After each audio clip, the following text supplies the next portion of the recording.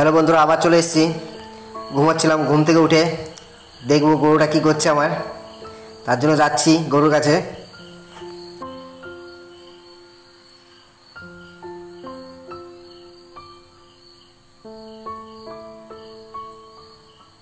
এই যে দাঁড়িয়ে আছে, গরুটাকে নিয়ে যেতে হবে, তাই নিয়ে যাচ্ছি।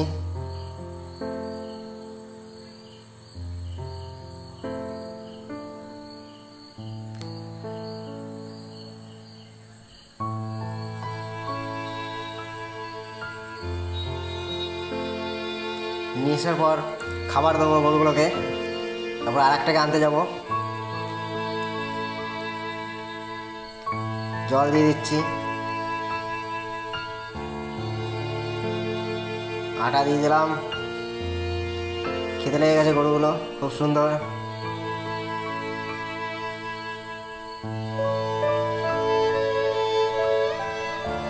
আর একটাকে আনতে যাচ্ছি, ওই যে বাচ্চাটা দেখে নিয়েছি, আমি যাচ্ছি। এটাকে নিয়ে চললাম।